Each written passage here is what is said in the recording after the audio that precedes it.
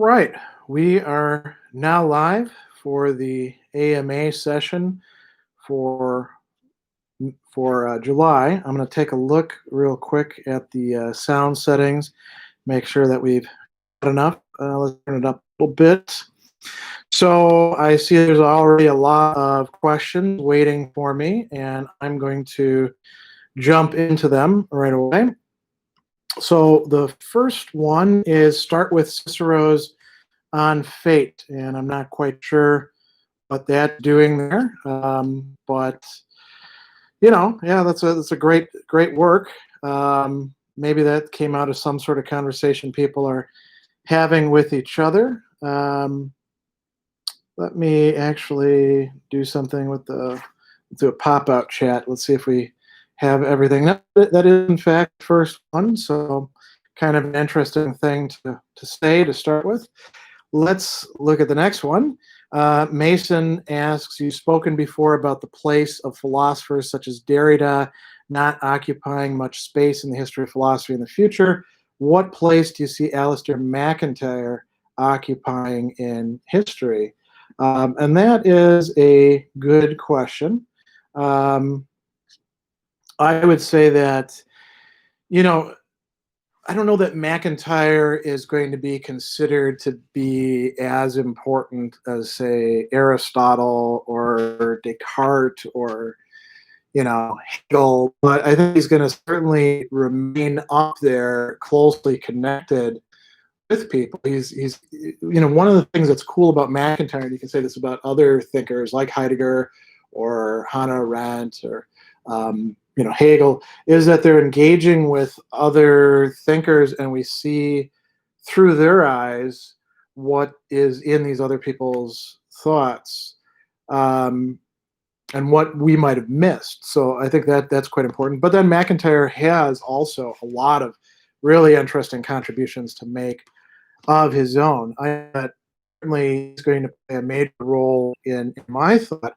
When I first read After Virtue, back in graduate school, it was one of those sort of coming home moments where you're like, yeah, this is right. This actually makes sense. I don't buy all of the narrative, and I think I could quibble with him on this and that, but some of it certainly seems to be totally on point.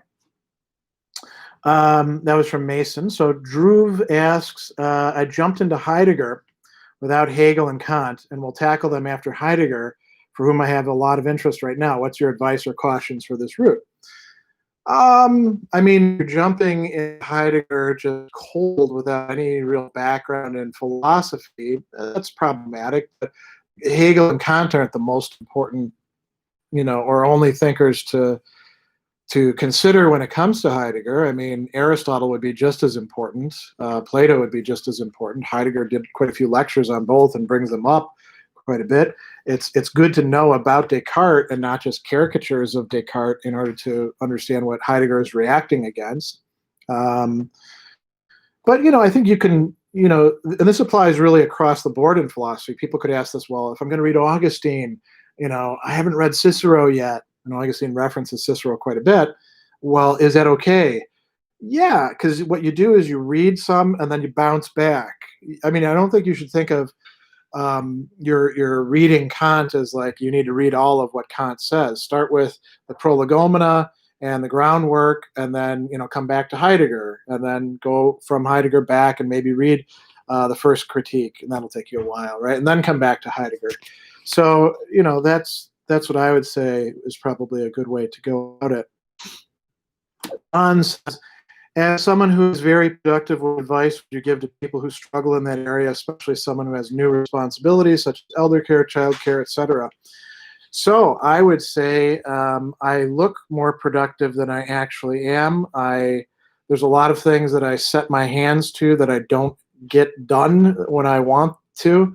And it's difficult for somebody like me to be adequately forgiving towards oneself for doing that. And if you're adding new responsibilities in, like taking care of an elderly parent or aunt or uncle, that can really draw a lot. And it's not just the consumption of time and energy. it's the consumption of, you might say, head and heart space, right? I know for me, teaching as much as I do, that draws a lot from me in terms of my own energy and stuff like that. And I would also, say taking care of kids, similar sort of thing. Much of my parenting is, of course, at a distance, and my kids are now quite a bit older, but that can certainly consume a lot, because, and especially with kids, because you don't want to lose out on important times with them. So, I guess it's all a matter of keeping things in perspective. There's no such thing as like indexes of productivity that apply across the board to everybody. It's all going to be to some degree relative, right? So that what's productivity for you at this point in time in your life is not going to be productivity for you at a different point. Like when for myself, when it comes to reading, I don't get as much time to read as I would like these days, because I'm busy doing other stuff, right? And I can tell myself I need to spend more time on. Well, there's only so many hours in the day. I look back at graduate school and I would spend entire days almost reading, just alternating that with making something to eat and doing some exercise and then going back to reading again. And I felt a lot more productive. But I think you have to figure out what you're going to take as your standard for yourself. All right. John says, how should cultural or moral relativism and moral pluralism be distinguished? Thank you for your time as always. Well, relativism is saying it's all relative, right? This is a pretty easy, straightforward one. It's kind of given away in the very names. Any sort of relativism has a hard commitment to saying that there is no such thing as like a truth per se or moral value per se. It's all going to be relative to particular groups or communities or perhaps even individuals or eras. Pluralism recognizes that there are multiple legitimate ways of looking at things, but being a pluralist doesn't mean that you have to say everybody's right. You can say, I'm going to pick and choose, and there will be some places where I have to decide, is it Aristotle or the Stoics on the value of goods other than virtue? Is it this or that on these points? And so you have to decide for one or the other, but you keep yourself open to the fact that you might not be making the best choice, and you could revise it later on. Some examples of good pluralists in that respect would be like William James. All right, let's take another one. Gerber Mercurius. Thank you for so much content over the years. My question centers on Lacan. Who did he negate most completely, Freud or Kojève or the Buddha? I don't know. What do you mean by negate? I don't know that that's a particularly useful question. I don't have an answer for that one. All right, Mark Smith is here. I'm always happy to see Mark, somebody who I collaborate with quite a bit. Ron says, what contemporary public Christian intellectuals do you most least respect these days, such as David Bentley Hart, N.T. Wright, William Lane Craig? I don't pay much attention to any of them, really, quite frankly. Hart I was interested in part early on because he actually had a decent Orthodox reading of Anselm, and he's quite into late modern thought and trying to bring that into stuff. William Lane Craig I don't respect at all. I just think he's kind of a hack out there who's very popular because he makes apologetics arguments that other people are attracted to. But that sort of apologetics I have thought was, I see why people get into it because they love to have, knockdown, drag out arguments, as we used to call them back in grad school. But they're usually, they're not very good, and that's not the way that people are actually brought to any sort of religious perspective that's going to stick with them for a while and be productive. So I don't have much to say about that. I'm not spending an awful lot of time reading people like that. These days, I've been spending way more time the last couple of years just immersed in primary texts, um, and most of it from the history of philosophy as I develop more and more resources. So, all right, Mark Höfling, has our culture gone astray if our young people are preoccupied with celebrity, overpriced name brand items, and spending too much time on smartphones? Well, if that's the criteria for how our culture has gone astray, then it has been astray pretty much for centuries, because you will find those sorts of these kids these days discourses going all the way back to ancient Rome and juvenile satires, right? And everywhere in between. So I no, I don't think that that's a sign that our culture has gone astray. I think those are things that can be abused, but celebrity has been an issue ever since there's been any sort of publicity, right? Um, you see in the Platonic dialogues, people are like, "Hey, Protagoras came to town. Oh, let's go check him out."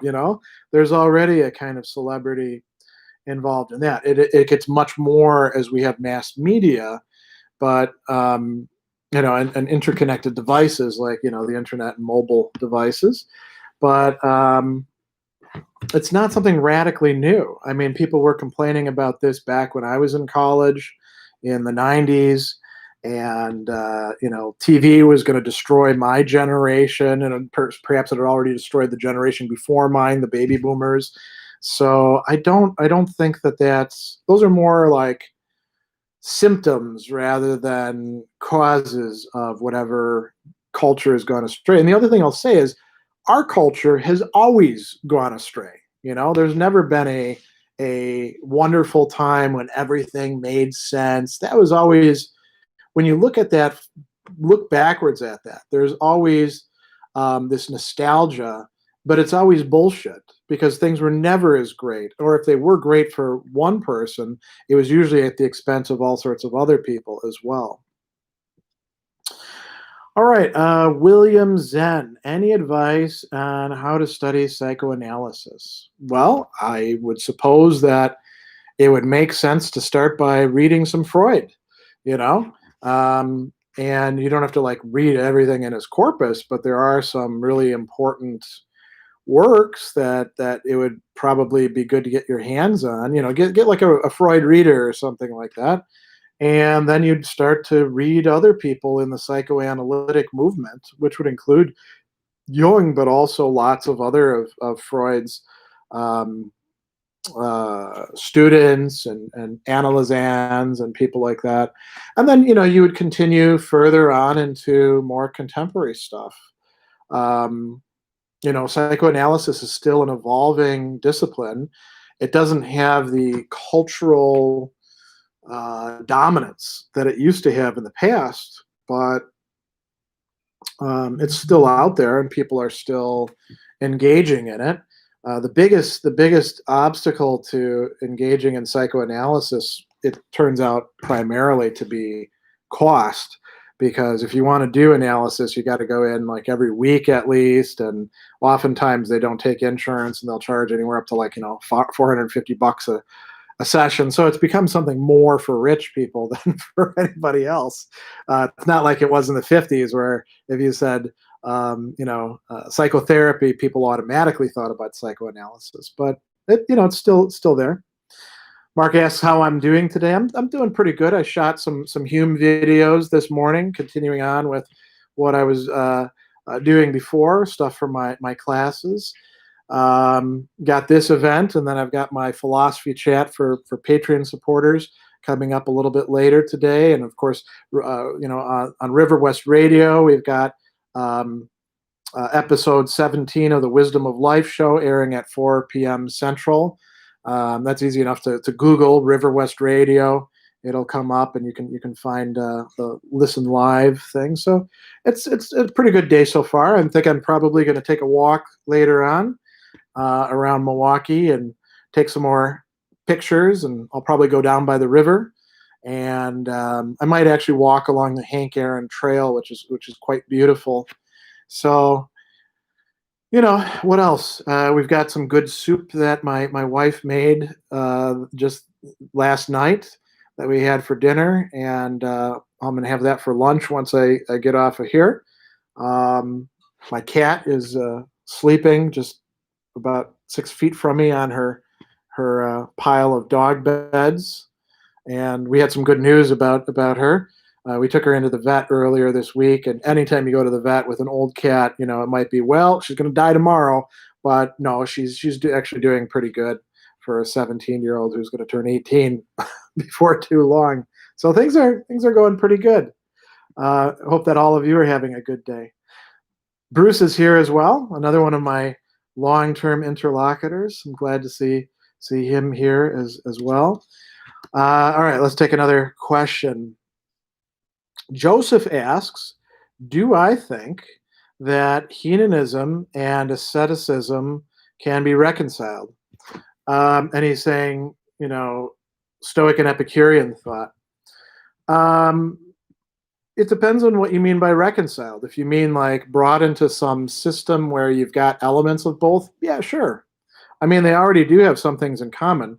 They both acknowledge the four cardinal virtues, right?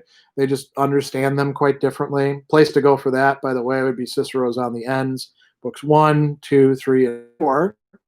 But ultimately, if what you mean is can you bring them into one single coherent system that largely keeps all the substantive insights of them, the answer is no. You got to pick and choose on certain key ideas, like is pleasure fundamentally the good, or lack of pain the good, or is virtue the good? You're gonna have to. You're not going to be able to just compromise on that and still call it a synthesis of the two. But there's nothing to say you can't bring in elements of both. Seneca is a prime example of somebody who uses Epicurean insights in his letters to Lucilius, or sometimes called moral letters. And why does he do that? Because Lucilius himself is attracted to Epicureanism. So he's using the language and the insights of the Epicureans to attract him in further. But, oops, it says my connection is unstable. Looks like we might be having some internet issues. Oh, all right, we're back. It looks like we had a little internet hiccup here.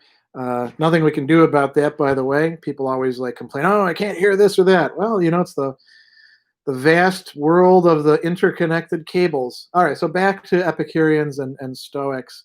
Can you bring them completely together? I mean, the person who probably does the most with that is Seneca.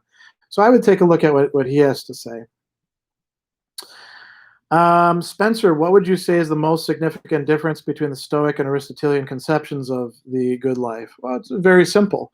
The Stoics say that, the things that Aristotelians are considering to be lesser goods are not actually goods. They're merely preferred indifference.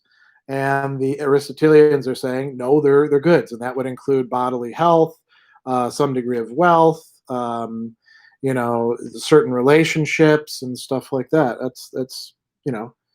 That's pretty straightforward. And again, Cicero's On the Ends is the book to go to for that, I would say.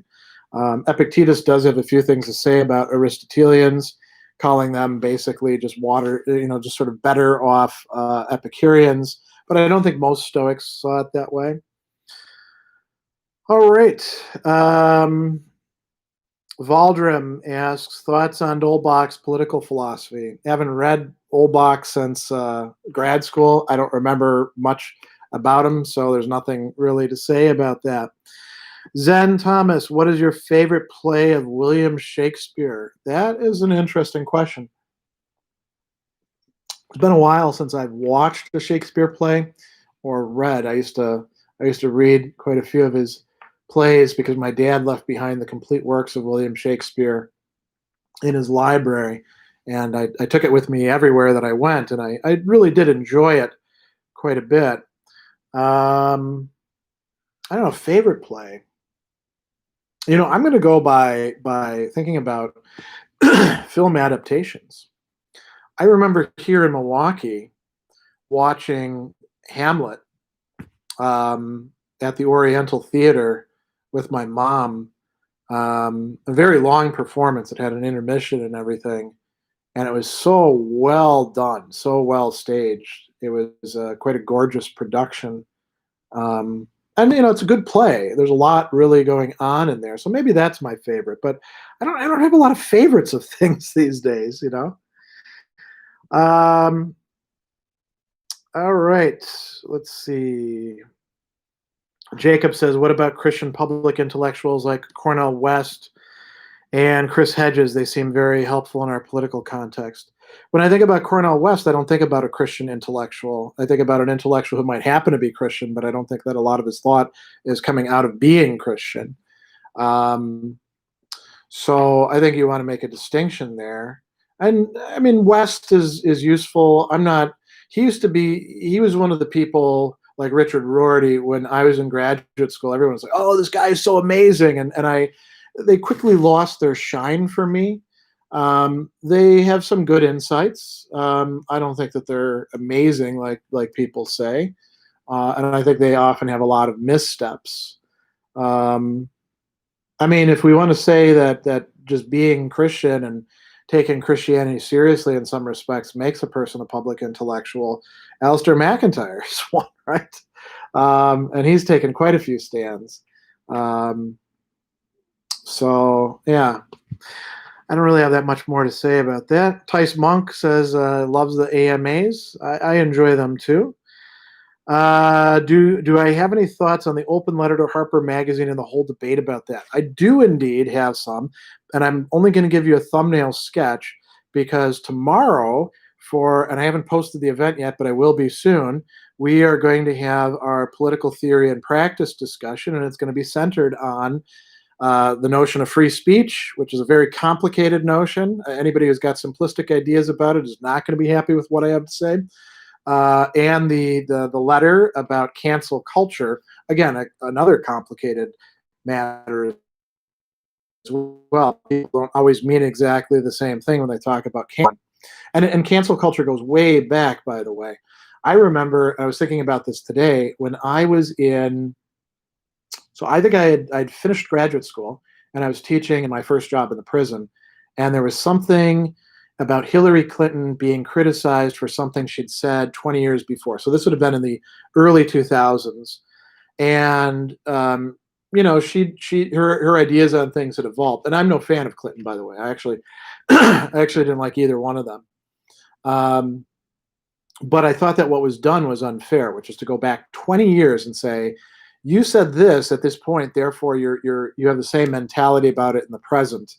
And now that was happening in the early 2000s, before really any sort of big internet like we've got now, where everything is so interconnected. People were already engaging in that sort of gotcha stuff. And conservatives, by the way, had actually put together a database that would allow them to do that back then. Some sort of dirty tricks thing. They kept track of like any potential candidate, what they would say. A lot of these were paper records. So this notion of cancel culture has been around for a while, and I think we have to illuminate it a bit and explain what canceling would be and who's more subject to it.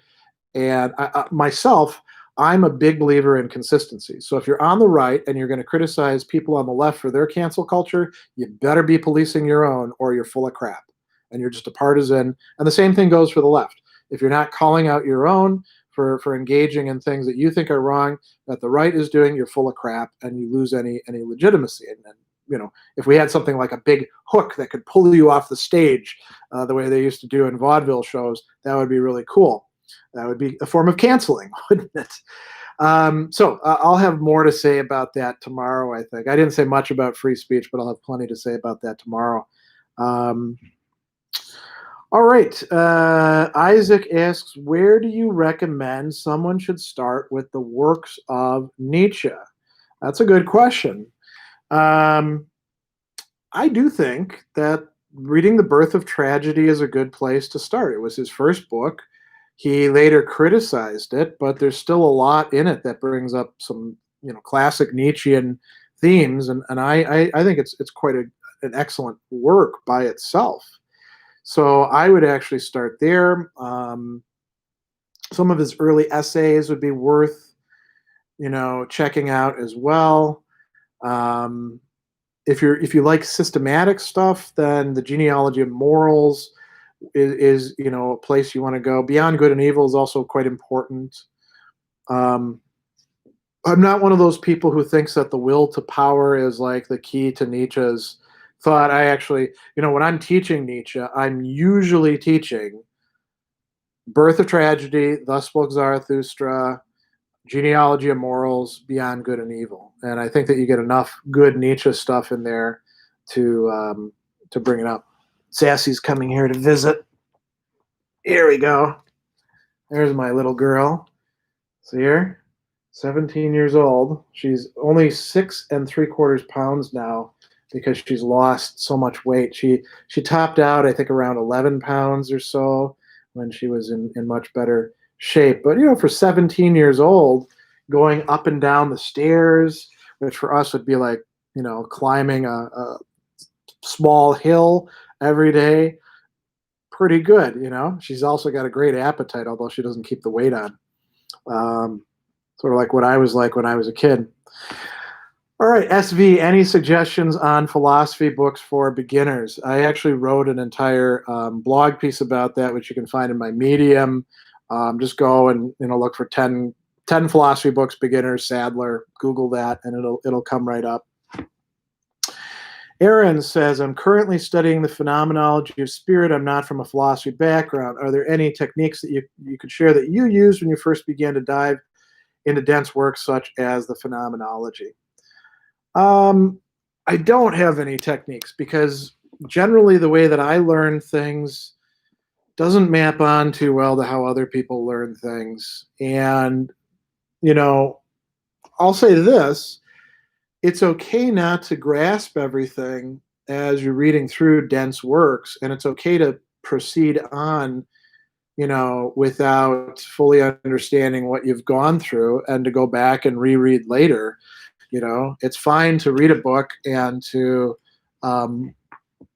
revisit things, and you don't want to place too high of a stress on yourself to think that you totally understand everything. That's not the way philosophy works. That's not even the way that great novels work, right? So I suppose that's all I'd really say.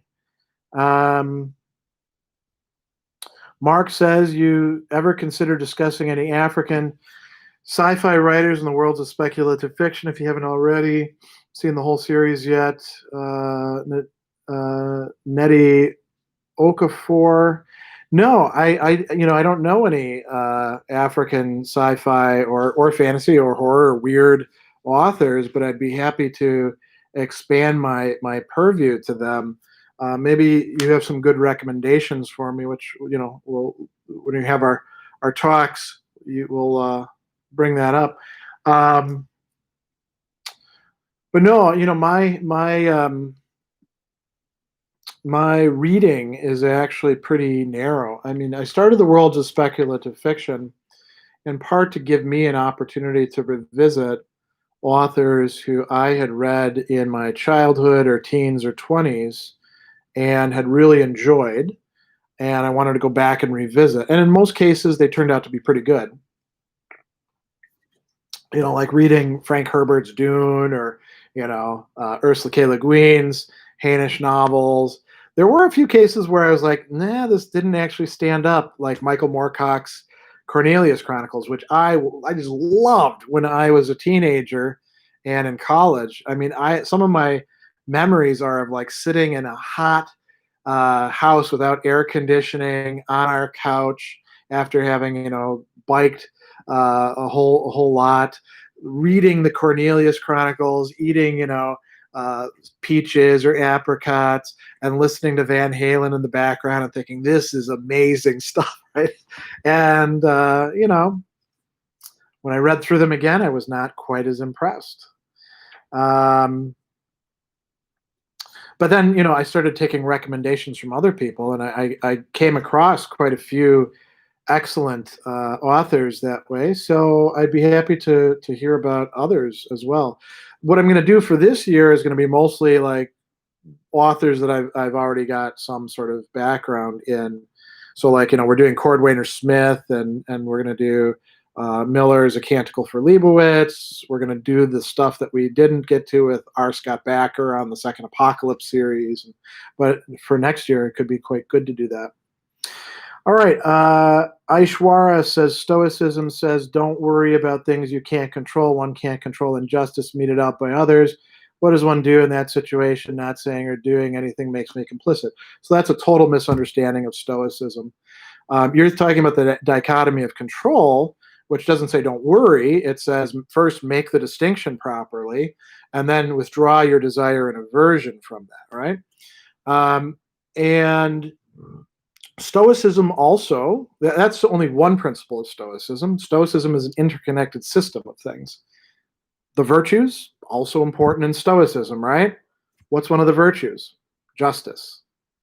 And that requires you to act in such a way as to try to not just be just yourself, but also to stand in the way of injustice. I mean, this is not hard to sort of like tease out and figure out. This is a big problem with Stoicism, or rather a truncated understanding of Stoicism that people get from blog posts or sound bites or stuff like that. It's a total distortion and misunderstanding to think that Stoics wouldn't actually resist injustice. We have historical models, right? Cicero, who's not a Stoic but influenced by them, fought in the Civil War. His buddy, Cato, right? Epictetus's teacher, Musonius Rufus, was exiled. Why? Criticizing the emperor, standing up against injustice. So this is sort of a very common misunderstanding about it. And I've written about this. You can find some discussions of this in my blog, Orexis de Noetique, or in things that have been published in Stoicism Today. And there's many other people who've talked about this as well. So you want to read further in Stoic philosophy, and that will get through that. Andrew, why did religion replace philosophy? Could it ever revert? Religion didn't replace philosophy. Usually it was the opposite, where, and maybe you're thinking about like in ancient culture. Religion never simply replaced philosophy. Religion was always around, right? And religion and philosophy are often very closely interconnected with each other. So if you're thinking about like, 18th century and onward reconstructions of the Middle Ages as the age of faith, which are usually just, propaganda for modern times, basically. The more that you read about ancient and medieval literature, the more that'll wean you away from those sorts of ideas. People were studying philosophy in the monasteries and discussing it in the universities. And so philosophy has never been simply replaced by religion.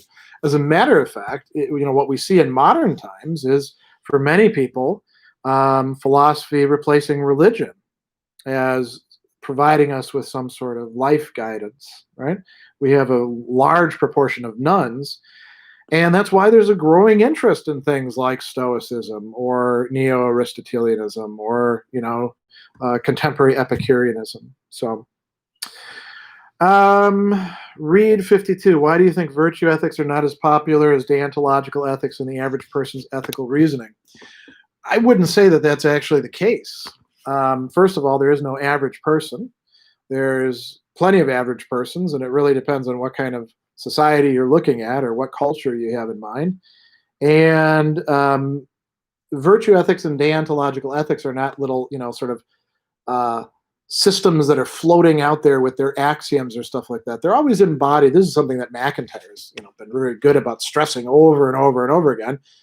Ethics are always embodied in social conditions and institutions, and they're transmitted that way. That's what gives them their substantive characteristic.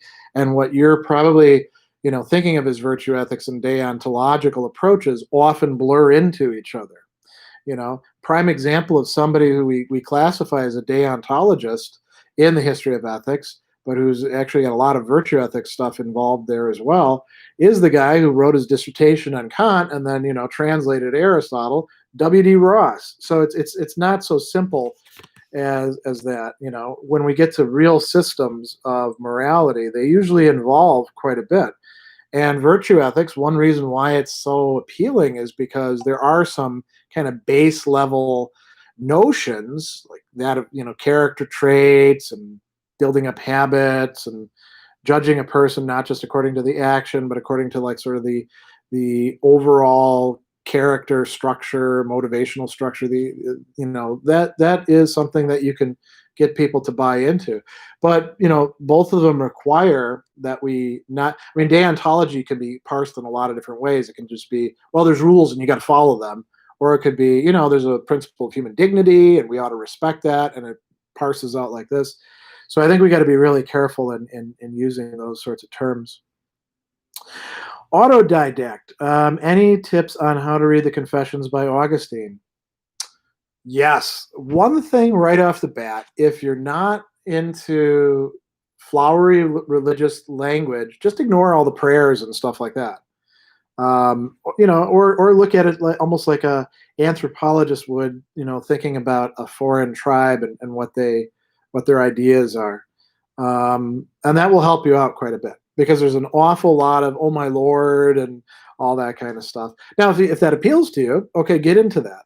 But what you really want out of it is to read the narrative and see the things that he's going through and think about the philosophical problems that he's putting forth, like what's the nature of evil? And that could be, related to his personal things. What the hell am I doing in picking these pears and stealing them? What is wrong with me, right? That's the stuff I would say to do. Andrew says, I've lost a lot of people recently and become a little scared, and just jumped a bit, little scared of death. Where did that go? Here we go. Not so much my own, but the impact on others, what it leaves behind. Any philosophical advice?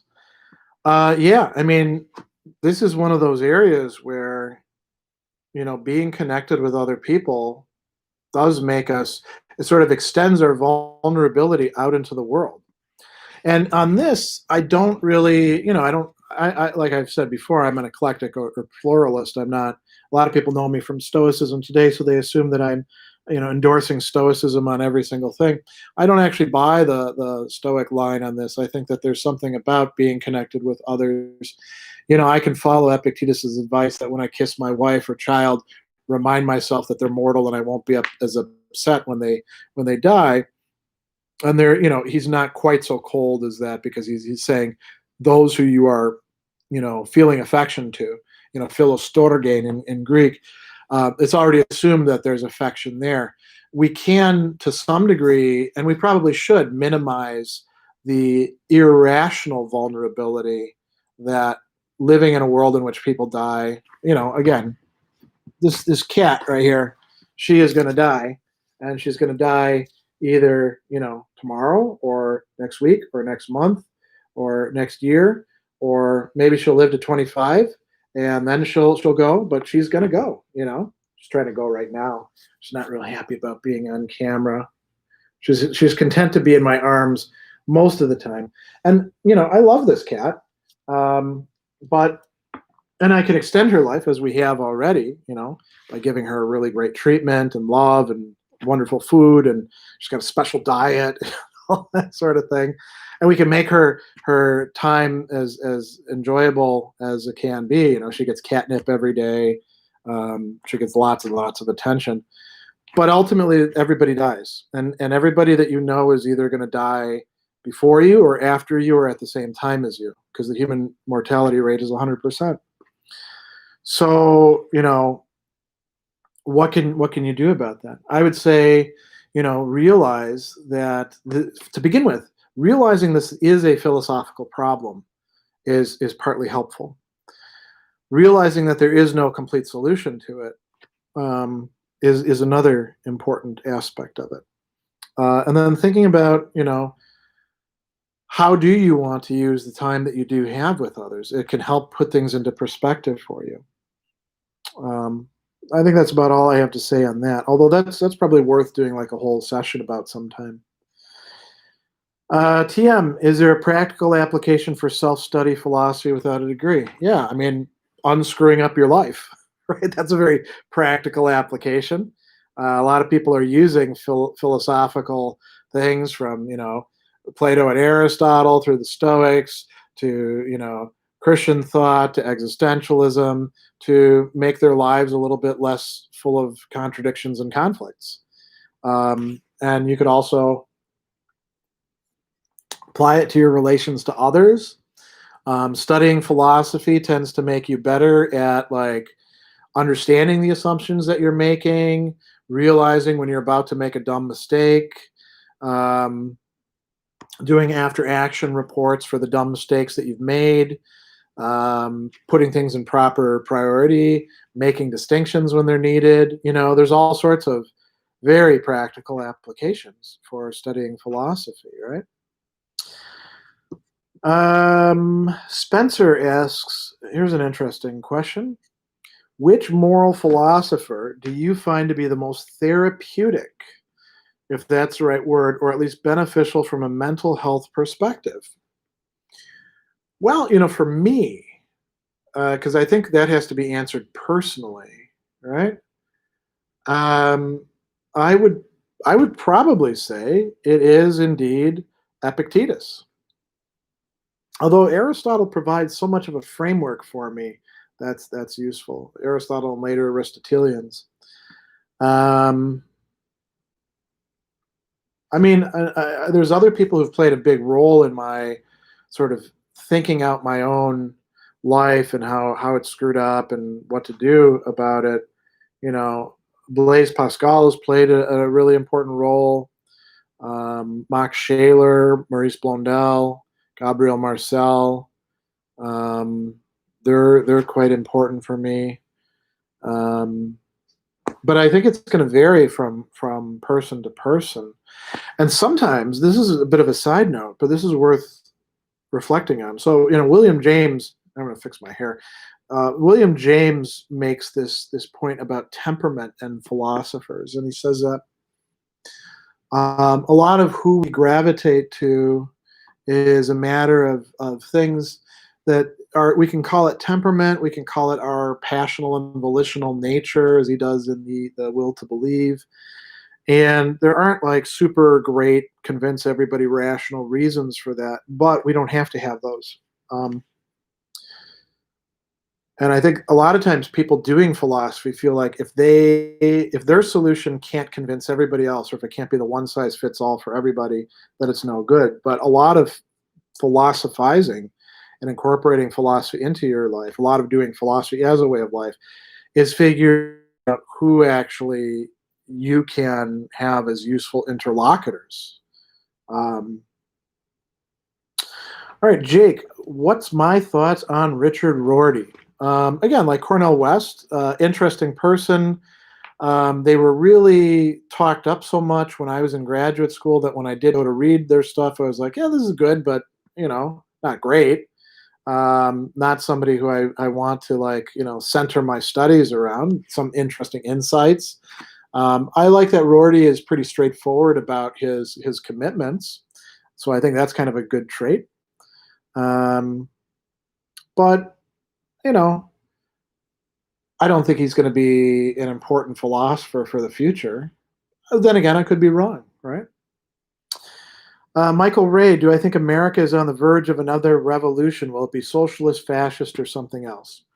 I don't think it'll be socialist or fascist, unless, in the one case, some useful developments happen, or on the other case, some major crisis happens and throws us into a dystopia. I mean, we're already pretty dystopic as it is. We're just not in a across-the-board dystopia. Things suck for so many Americans in so many screwed up ways that don't have to be that way. Think about I've said this so many times. We don't have a healthcare system. We have interlocking systems, most of which are done for profit, not for the good of those who are actually being dealt with in them. And we have two political parties, one of which is at this point totally corrupt, and that's the Republicans, and filled with just nutters at this point. The other of which is about halfway corrupt and often gets in its own way, and that's the Democrats. And sometimes things go back and forth, We don't have any effective third parties. We have third parties, but they have zero influence on anything other than when they, people who are attracted to them get a ton of money and then like spend it to try to steer one of the main things the other way, like the Koch brothers have done with libertarianism and Republicans. I think we are in the midst of a sea change when it comes to protests, Black Lives Matters, and a number of other things. And I think that a lot of factors, like the total mismanagement of COVID by most government agents in this case, contributed to it. I think the screwed up healthcare system that we have, I think the screwed up economy that we have not just fallen on people and made them be like, what the this is garbage, right? But there's a lot of other people who were a bit more comfortable and could like say, well, this is bad, but it's could be worse. And they saw, for example, people being brutalized on videos. And at a certain point, a lot of people, and I know this happened to myself, were like, Jesus, enough is enough. This is just insane. What we've allowed to go on. Things have to start being rolled back. And I think that what we're going to see, it's not going to be so much a socialist, but a progressive, and it's not going to be a revolution, but it's going to be like push, push, push, push, push, and there's going to be a lot of setbacks and a lot of backlash. But I do think that those who are interested in unscrewing things up for the ordinary person, not just for, elites, and there are elites on the Republican and Democrat side. One of the tragedies of the Republicans is seeing all these people who are just screwed over and over again by their own party and its ideology, suffering from it in red states, and not able to get out of their, seeing that because they're too devoted to buying into some narrative. And then the same thing does happen also, one could point out, in Democrat-run cities, like here in Milwaukee, right? But I think there's going to be some changes ahead because they thought he would accelerate some sort of process. Maybe they turned out to be right, because you look at the shit show that is this administration, and what the local GOPs are doing, like here in Wisconsin, for example, or down in Florida, and you're like, holy crap, this crap can't on. So I don't know. All right. TM says, given that you're reading a lot, do you usually read in physical, electronica, or audio form? I read in physical form. I like books. If I'm taking a long drive, I can listen to audiobooks, but otherwise I don't generally do that. Andrew, why didn't Seneca speak of Epictetus, but had very similar content, lack, or disrespect? Ignorance. Why would Seneca know anything about Epictetus? Epictetus wouldn't have been on his radar. It's more the opposite direction.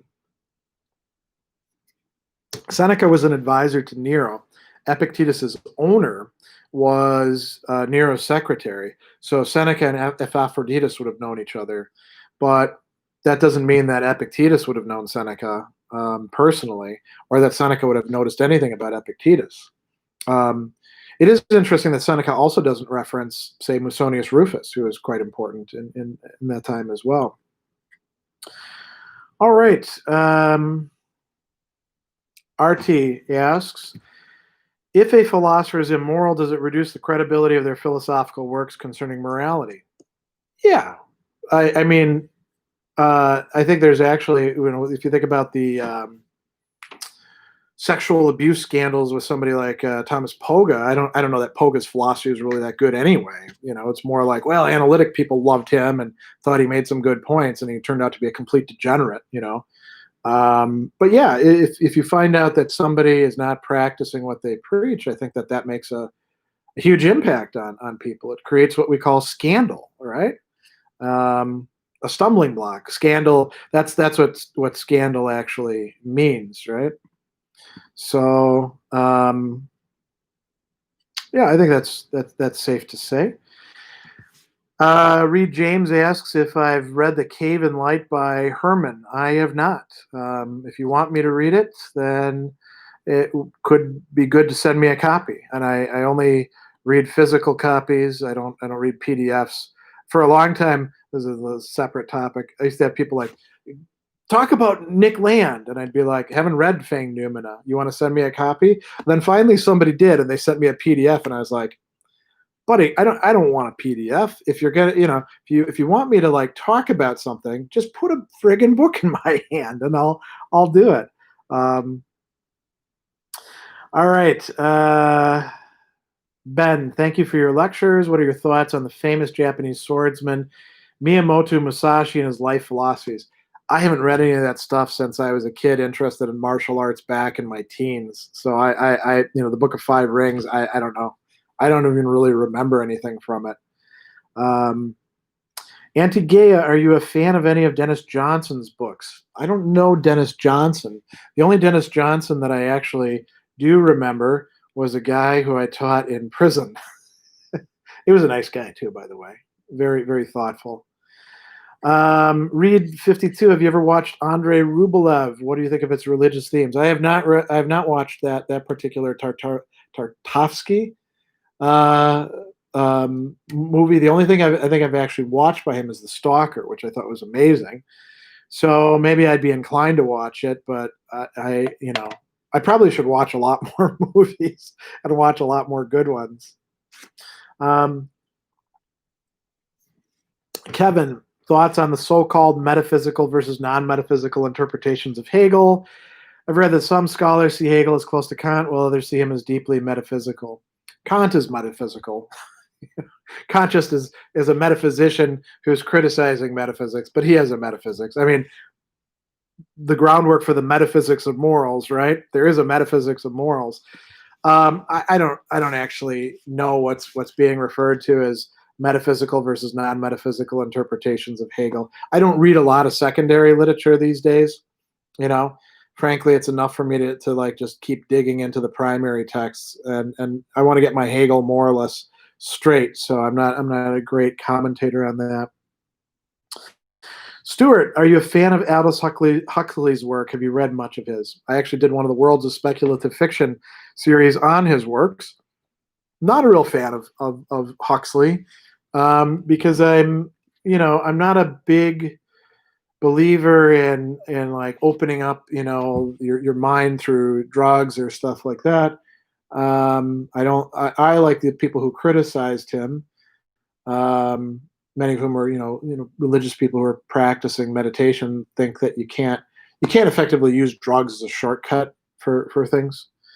I think he's an interesting fiction writer. His fiction is kind of boring to read in terms of like character and dialogue and plot, but it's a lot of cool ideas that he's working with, right? So I don't think anybody reads Huxley just for his style. Bozo, any thoughts on Zizek's idea of Christian atheism? The only way to real atheism is through Christianity. You got that from Lacan. Lacan actually thought that, so I'd just go to the source and read Lacan on those matters.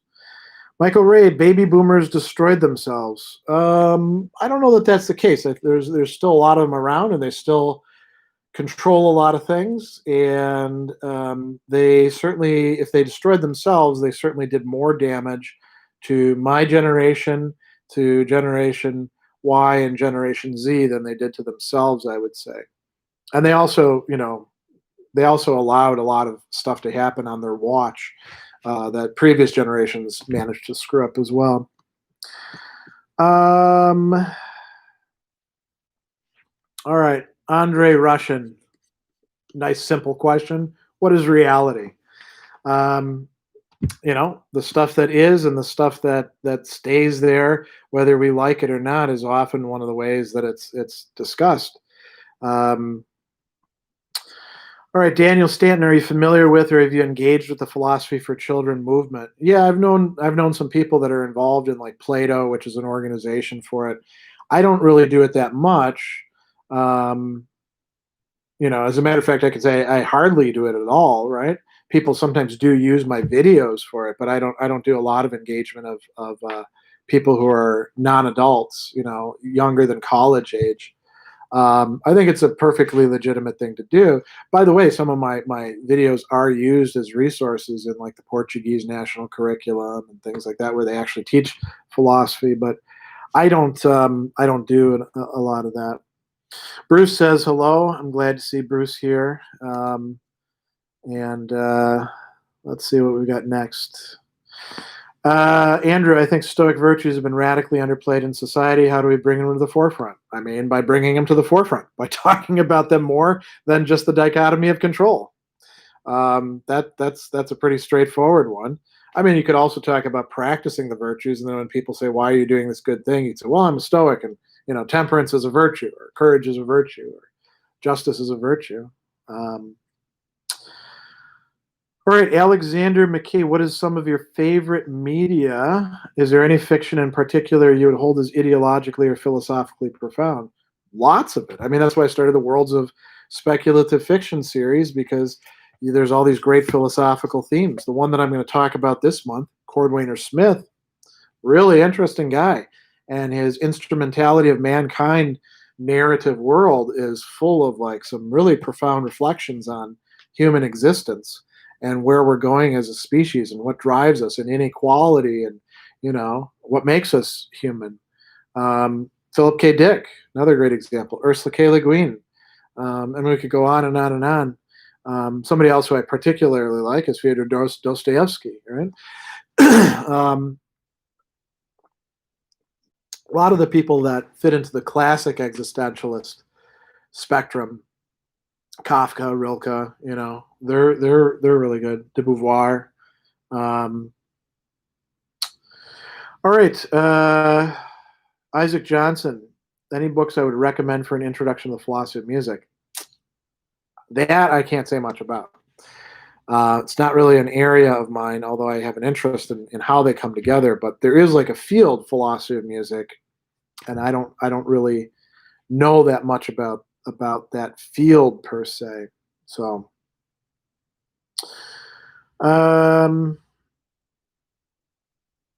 Eric says, are mathematical axioms universally true? Axioms would be the things that you take as being true. So they're not like demonstrated. They're the things that you demonstrate from. Are they universally true? I mean, what do you mean? Does everyone accept them? No.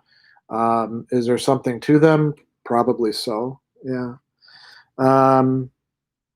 Barklord, what do you think is the general effect of market ideology when it is used as a source of moral authority?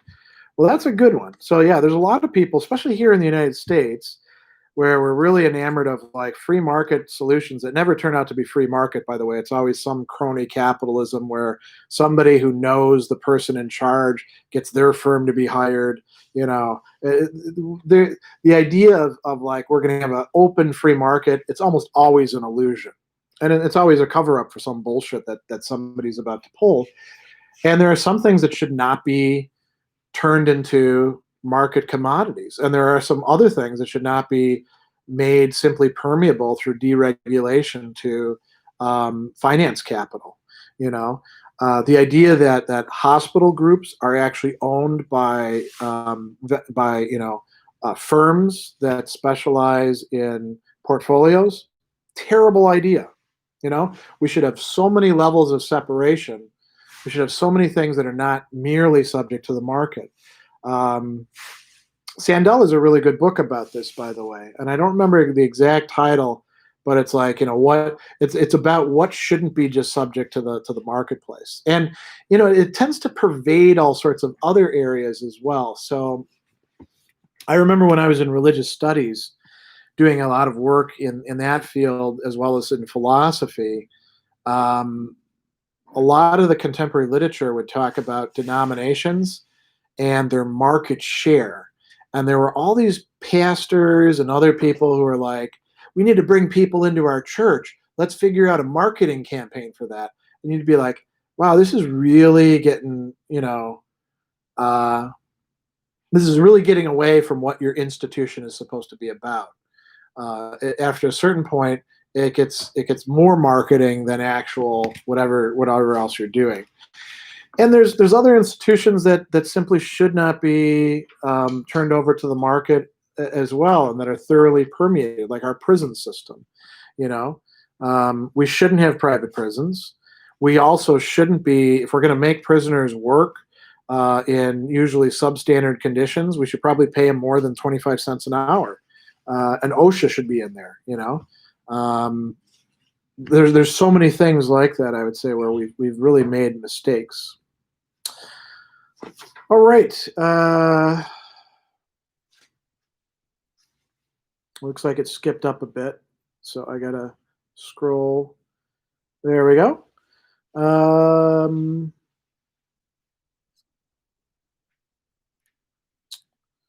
Gottfried says, what is the ontology of the Hegelian Geist? Does Hegel think there's an existent spirit behind something like esprit de corps? If so, is it empirical in a hyper-Uranian of sorts? I don't know what that's supposed to be. Is it empirical? Yeah, it's partly empirical, but it's also not empirical. I mean, it's not as if everything shows all of its sides in our experience all at once. Hegel thinks that spirit does externalize itself. It goes from the realm of, like, say, mere ideas or sentiments, and does things in the world. It becomes wirklich. It becomes actual, right? Is there an ontology of Hegelian Geist? I don't know that there's an actual, like, ontology in the sense of some sort of systematic presentation. I think that what you got to do is, like, look at his works and see what he has to say about it, and then think about how it plays itself out. Daniel Pastrup, did I read Jordan Peterson?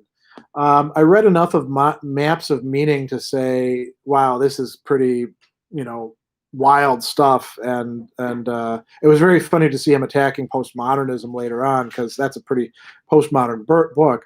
I haven't read his Rules book. I read excerpts from it enough to say, yeah, I don't want to bother with this. I don't find him a particularly insightful or interesting person, and I think 15 years from now, people are going to be like, Jordan who? Because we've got lots and lots and lots of figures like that throughout the history of ideas. Equin, Wittgenstein, a philosophical Philistine or the greatest philosophical Philistine? So a Philistine is somebody who's uncultured, right? But still has opinions on things. And Wittgenstein definitely would have benefited by wider reading in philosophy and better engagement with the contemporary philosophy of his time. I think Wittgenstein is very interesting, but he did a lot of reinventing of wheels, particularly in discussion of language that were already there in other thinkers. This notion that language is not just about referentiality and stuff like that, but about use. I mean, it's not as if they haven't known that for a long time before he formulated it. I mean, I think he's got some interesting contributions to make, but I don't think in the end we're going to look at him as a first-rate philosopher. There was kind of a cult that was built up around him. All right. Nitinos asks, can I recommend movies if there are any recurring to Lacanian thoughts? I mean, nothing really comes to mind as particularly Lacanian. There are a lot of, like, film critics who do a sort of, like, dumbed down version of Lacan and then apply it to, like, Hitchcock and stuff like that. But their work isn't very good. So I don't know that it's really Lacanian. Spacetime, do I have any opinions on artificial intelligence and how it might change philosophy? My gut feeling is that artificial intelligence and machine learning are very metaphorical concepts, and that we don't have anything remotely like what we're capable of. I think that there's already ways in which philosophy has been significantly changed by things that we call artificial intelligence.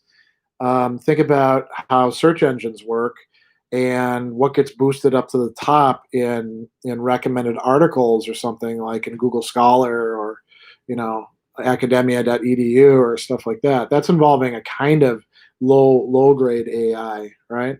There's algorithms.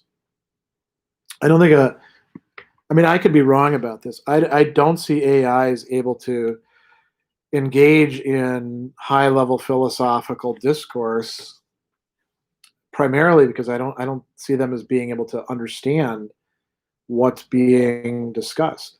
I think, and I've been saying this really since I've got a friend who's very interested in AI, and he started his own computer company 30 years ago, and he and I have been having discussions about this back and forth ever since.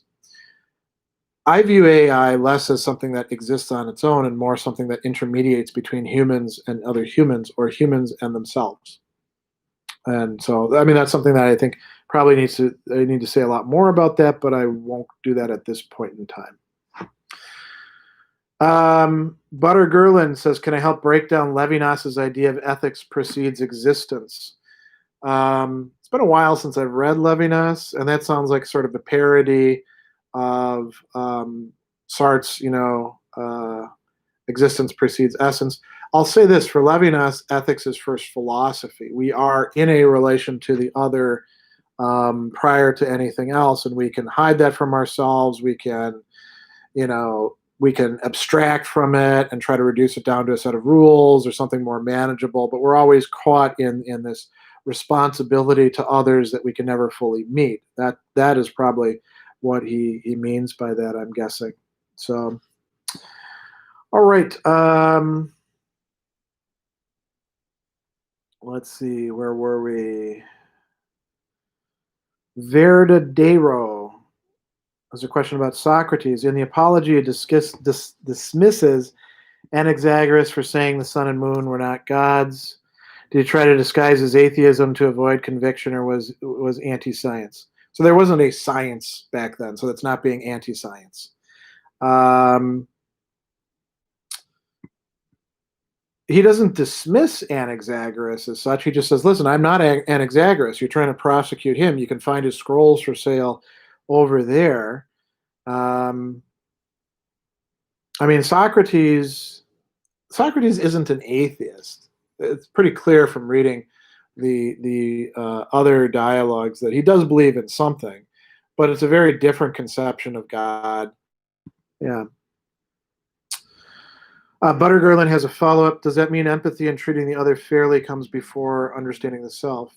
It's more like understanding yourself shouldn't be an impediment to, and it's not so much about empathizing with the other for Levinas. It's about doing justice to the other, protecting them, giving what one ought to do. Maybe the other doesn't even care about you at all, or relate to you, but ethics should always be placed first, according to Levinas, and it should never be taken out of the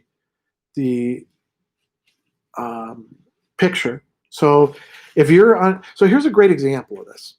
If your understanding of yourself is of the typical, say, middle class American who has a comfortable existence, has a job, goes to work, does their duties to the people connected with them, but isn't particularly concerned about the beggar on the street, or what's happening in the rest of society, in part because you can afford to kind of float on this surface where everything is okay in your neighborhood.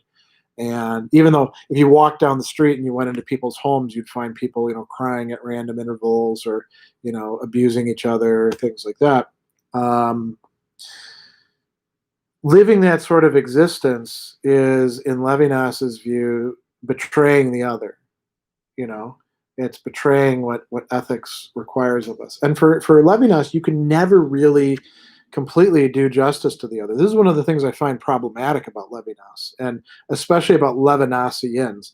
Levinasians are like their own kind of weird group where they're all bemoaning constantly that, oh, we can't do justice to the other. And other people who encounter them say similar sorts of things as well. All right. Saswata, I'm a first-year medical student in India. I'm interested in philosophy, particularly that relating to science. Where can I start? Book recommendations. I always say start with Plato.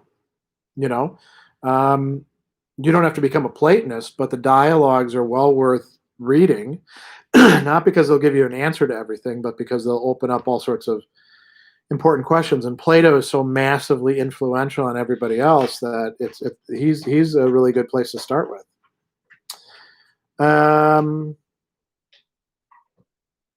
Neil asks, how important was your proposal to your thesis or any writing at grad school?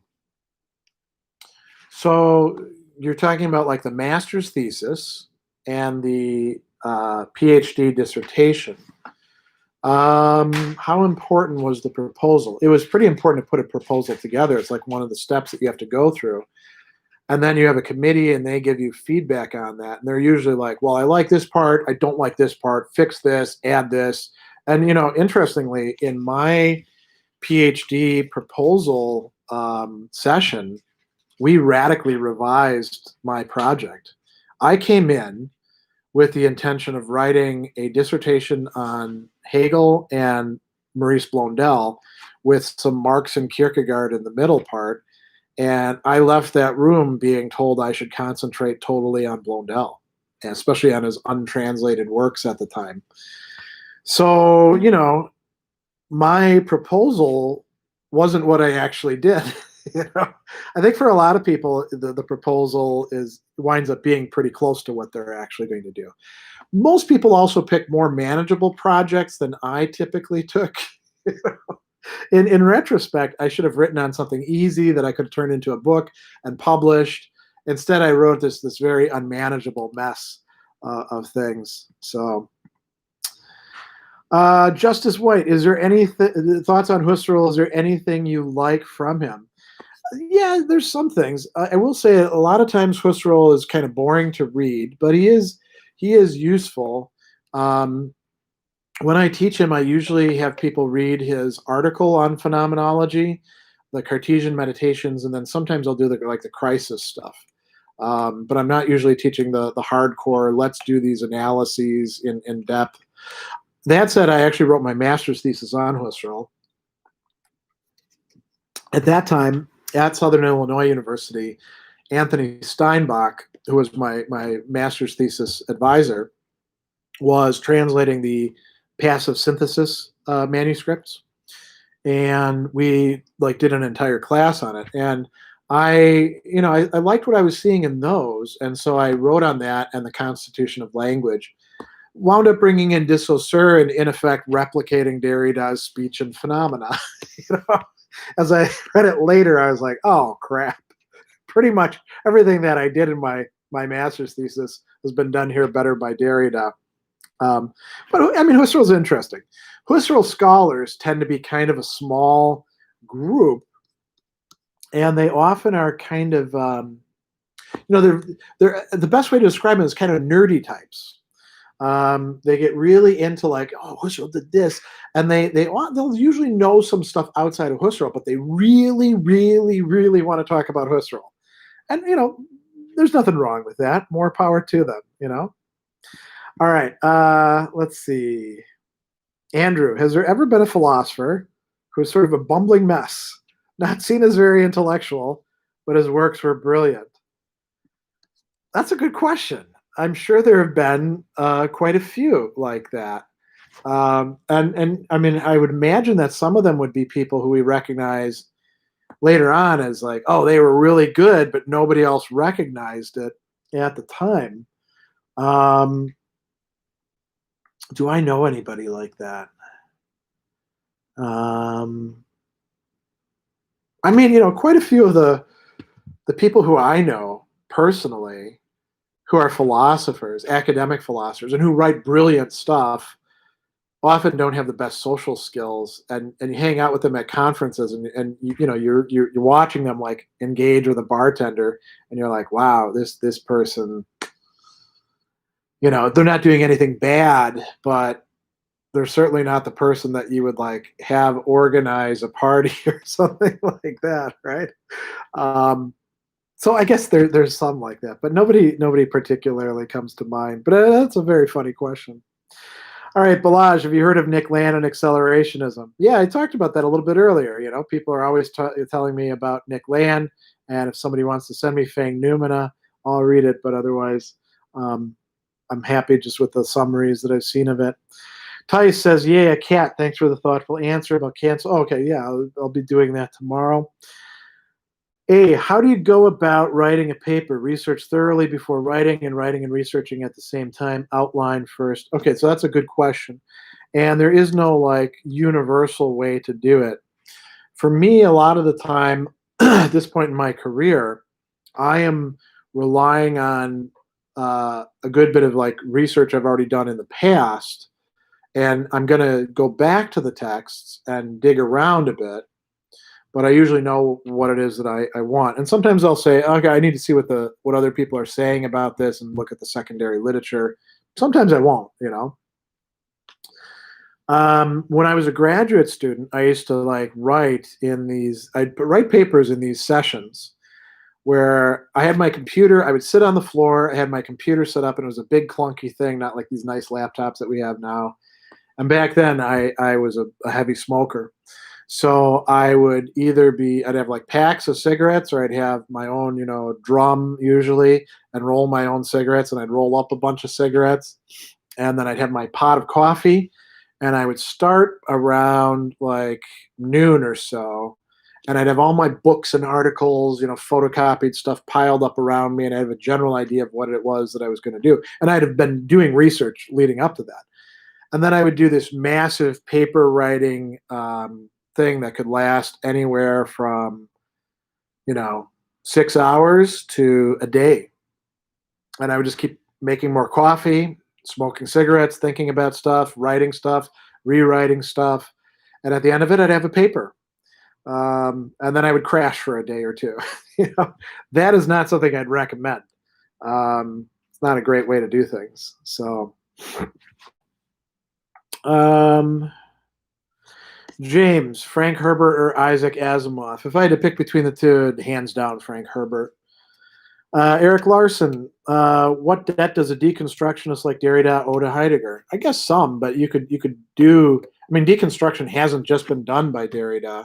I have an article that I wrote a long time ago showing that Maurice Blondel, who wrote Axiom 1893 in 1893, long before Heidegger was publishing, let alone Derrida. His method of immanence does something like what Derrida is calling deconstruction. So Matt Henderson, have I ever experienced any conflict between my vocation as a teacher of philosophy and my religious beliefs? Are there any philosophers you could recommend who've written about this? I don't know. I don't know that there are. I'm sure there's some people who have talked about it, but I don't know who they'd be. It's less about like what content I would teach, because I think it's important to, teach what's out there regardless of what my religious beliefs happen to be, and do so faithfully, and say I think this part's right and this part's wrong. I would say that in the profession of teaching, there's a lot of stuff not directly related to the classroom and more related to all the other stuff around the classroom. Participating in an academic institution where you're like, well, this is bullshit. Man, this sucks. So, prime example of this is, I teach for Marquette University, which is ostensibly a Catholic and specifically Jesuit school. And the way that Marquette treats its students and its staff and a lot of its professors is as far removed from Christian social teachings as you could possibly get. And, being there, you see a lot of things go on that shouldn't be going on. And that, I find that upsetting. But that doesn't keep me from doing what I'm doing. Faithful Baller, are you a real doctor? Yeah, because there's different senses of doctor, right? There's medical doctor, which I'm not, and then there's PhD, which entitles you to be called doctor because doctor of philosophy. Yeah, and if you people sometimes get worked up about that. Only medical people should be called doctors. Oh, okay, well, see how far that'll get you, and then see whether any academic person ever wants to cooperate with you, right? All right, we're getting close to the end of our time, so I'm gonna jump around a bit and start picking some stuff just to see what we have in all of this. I won't be able to get to everybody's questions, but that is the way it always works here. Um, Here's a good one from Reed. Do I know of any good theories on how to manage other people ethically and effectively? I'm on track to become management at my engineering firm and want to do my duties well. Yeah, there's an entire literature out there about that, but there's no one single book I can recommend. What I would say is you want to do two things. You want to look at the literature that's out there about leadership and management, and look for stuff that actually has some philosophical basis to it. So it's not just people regurgitating the same ideas and calling them slightly different things over and over again. So you want to do that. You also want to spend some time reading philosophers who actually talk about not management as such, but talk about human organizations and the good life and communities and stuff like that. So like Aristotle's a prime example. When I'm working with corporate clients, I'm often bringing in ideas from Aristotle, and I don't tell them that they're coming from Aristotle because then they might not be as receptive to them. But if they come afterwards and they say, "Where did you get these ideas from?" I'm like, Aristotle, Nicomachean and Ethics book such and such, or Politics book such and such, or Rhetoric book such and such. So I would say read both of those, and then some of the emotional intelligence literature is useful. Don't buy into like their whole program, but I think that there's something quite nice to that. And it's interesting. You're going to find when you open up the book Emotional Intelligence, it begins with a quote from Aristotle, right? So that's worth checking out. Retro Gamer says, "How's the Maurice Blondel EPUB coming along?" There isn't any EPUB coming along. I would have to go back to. You might be referring to Patria Humanite, which I did a translation of way back in the day, and would have to go back to and revise and all of that. It's probably in Word Perfect form rather than Word form. I haven't done anything on that recently, and I also would have to track down in my collected papers my photocopy of Patria Humanite. Right now, I'm in the midst of teaching 3 online classes, as well as generating a lot of content and getting ready for the fall, in which I'm going to be teaching a lot of online classes as well. So I don't have too many writing things coming along at this point in time. Let's see here.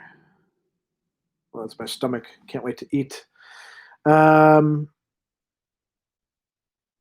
Michael Frank, you said you don't believe Schopenhauer was a top-tier philosopher. Can you explain why you say that? What separates the top-tier philosophers from the second-tier philosophers? No one single thing, just a whole bunch of different factors. I mean, I think he's sort of high second-tier. I just don't think that his ideas are as important as those of some of his near contemporaries like Kant or Hegel or Nietzsche. I think Nietzsche, if I have to pick between Nietzsche and Schopenhauer, I'll take Nietzsche. Other people might have different rating systems. Schopenhauer's had somewhat of a renaissance lately, which is always nice because he deserves to be studied. But it's ultimately going to be sort of the kind of thing where somebody who's spent a lot of time within the field is going to make what appears from the outside like a purely subjective judgment, but probably has a whole bunch of different bases to it. I'd have to think about it a bit more. Nausea. At what point does the Knight of Faith, here he's talking about Kierkegaard, become the Knight of Infinite Resignation? In Kierkegaard, never. They're two distinct things. As a matter of fact, you have to be the Knight of Infinite Resignation before you can be the Knight of Faith, he seems to suggest. I don't know that he's completely correct about that, but I don't know why you would go backwards with that, right? So, The Sophist, is Plato's story of the cave a comment on class slavery or ideological attachment? It's more about ideology than class slavery. He's not, the people that are just sitting there in the cave, they're not manufacturing stuff, right? They're not the lower class in that sense of being the ones who have to labor. As a matter of fact, the only people that are doing anything are the people behind them who are doing the puppet shows for their amusement interest. So I think it's much more about being captivated by some sort of mindset and not realizing that the stuff you're being presented with is not the true story. That you have to, the other part that's really important in the story is that you have to be dragged up into the light, and then it takes you a while to acclimate yourself to seeing the reality. Watergate, how is it possible to have a social democracy without high spending and taxes? Probably isn't, but that's not a reason not to have it. I mean, we spend our high spending right now on the military, which is a really piss poor investment. And we spend it on all sorts of frivolous bullshit as well. You know, think about the PPP loans that went to all these cronies. You know, and then, you know, the idea about the little bit of safety net that we did is these $1,200 or less checks going to people, and many people haven't even seen them yet. You know, it's not a question of whether you have spending; it's a question of what you spend it on, and it's not a question of whether you tax. I mean, we've had high taxes in the past, and there's nothing intrinsically bad about it. You know. I, for example, think that you know, compared to how it used to be decades ago, the elite in our our society pay just a minuscule amount of tax and try to evade it wherever they can. So, nausea. To what degree do you think Kierkegaard ripped off Pascal? I don't think he ripped off Pascal, but he does mention Pascal in some of his works, like the philosophical fragments. So I would say rather it's that he's working with similar themes that are well worth exploring. Dhruv asks, thoughts on contemporary architecture. I don't really have an awful lot. I will say that the stuff that I see here going up in Milwaukee, where I live, over the last 15 years is pretty schlocky. You know, we go, and I'm talking about like apartment buildings and, you know, storefronts and stuff like that. I think that we've had some really crappy design stuff for the last 20, 30 years. So I'm not a big fan of that stuff. Let's see here. Gilgash, do I plan to go over the legal philosophy of Beccaria in a future video? He was very influential in the philosophy of the founders. He was somewhat influential. I wouldn't say super influential. Yeah, maybe down the line if I ever do something specifically on punishment. But there's so many other thinkers that I need to get to before doing that. You know, I mean, we mentioned Schopenhauer earlier. I do need to shoot some stuff on Schopenhauer, right? I'm working on some stuff on Hume right now. Most of what I produce tends to be in light of what I'm teaching in my classes. So, you know, if I were to teach a class specifically on philosophy of punishment, then it would make a lot of sense. Let's see here.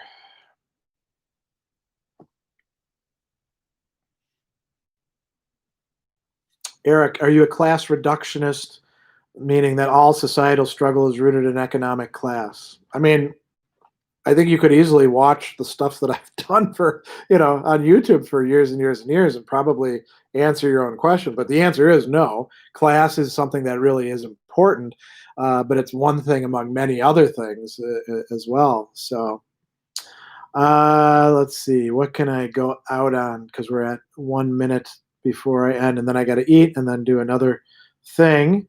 Oh,